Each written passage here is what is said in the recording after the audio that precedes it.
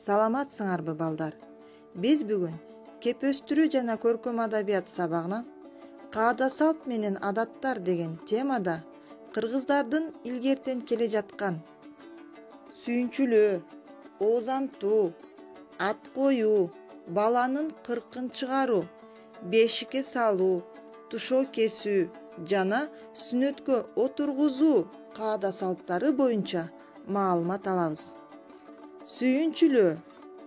Бала жарык дүйнөгө келер замат кубаныч коштогон кабар менен ымыр кайдын чоң ата чоң энесине, таята тайэнесине биринчи иретте сүйүнчүлөшкөн. Адатта бул сүйүнчү деген сөз менен коштолот. Ага болсун деп жооп айтып, жакшы кабар үчүн бере турган сыйлыгын аташкан.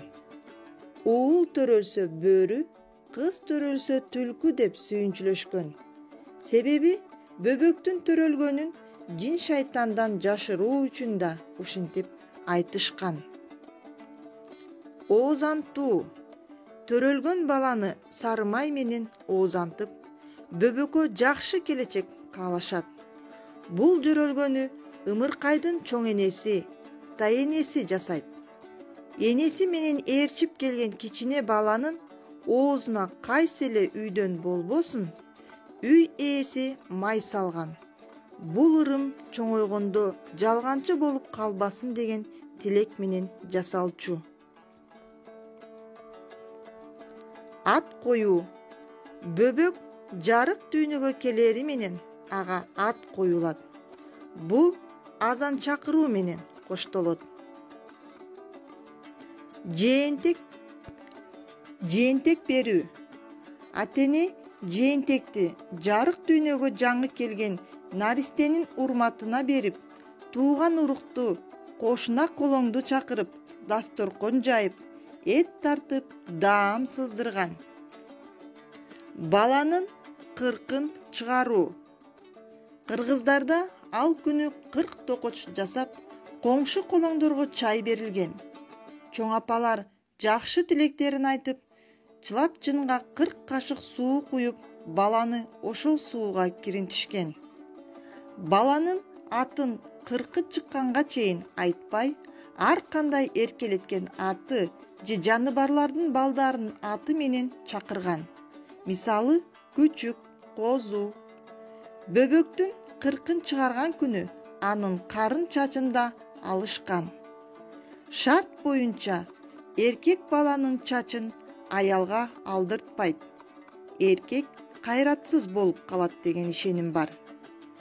Эгер бөбөк чоңойгончо чачы чыкпаса, анын баш кийимин эшикке жыттатып ырымдашкан. Бешикке бөлөө салты. Бешикти төшөнчүсү, жамынчысы, жаздыгы, шимеги, мончогу, шылдырак оюнчугу баары толугу бойдон даярдалып, тайэнеси тарап алып келген. Бөбөк уул болсо, уста болсун деп, устачылыкка керектүү майда буюмдарды, билимдүү адам болсун деп, калем, кагаз, а кыз болсо, уус болсун деп, ийне, жип, кайчы сыяктуу буюмдарды бешиктин жаздыгына коюшкан. Наристенин мындан аркы жолу шыдыр болуп, жашоосунда кыйынчылыкка кабылбай чоңойсун деген тилек менен кыргыз эли ымыркайдын тушоосун кескен. Бала там-туң басып калганда жасала турган ырым. Баланын эки бутун ала жип менен тушайт. Ал эми андан 20-30 метр аралыктан балдар чогулуп чуркашат. Кимиси биринчи келсе, ошонусу бөбөктүн бутун тушаган ала жипти бычак менен кесет. Сүннөт. Буну баланы отургузуу деп да аташат. Баланы сүннөткө отургузуу ар бир ата-эненин ыйык милдети. Баланы 3, 5, 7 жашында отургузат. Отургузгандан кийин элден бат алып той беришкен. Бүгүнкү сабакта каада салттар боюнча түшүнүк алдык. Тапшырма, суроолорго жооп жазабыз. Саламатта болгула, балдар. Келгиле балдар, суроолорго жооп беребиз.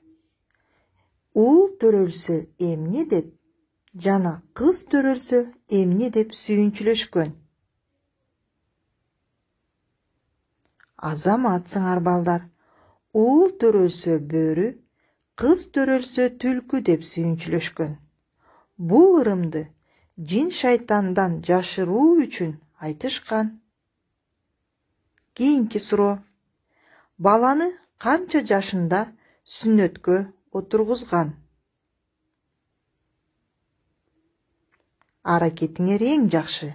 Баланы 3, 5, 7 жашында сүннөткө отургузган.